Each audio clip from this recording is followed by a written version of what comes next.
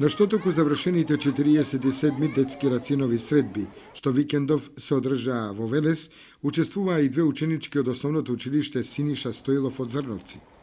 Во можна силна конкуренција првата награда во категоријата ученици од 6 и 7 оделение ја освои Анастасија Митева, ученичка од 7 1 оделение од ова училиште.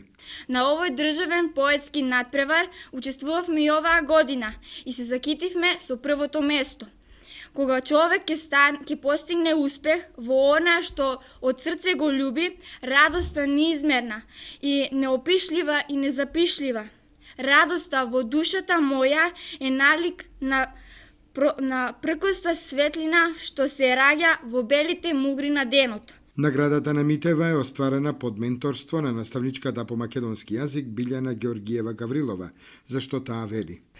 Годинава учествувавме со две поетски творби, значи со две ученички од нашето училиште, едната Анастасија Митева од 7 1 оделение, и се здобивме, се закитивме со првата награда.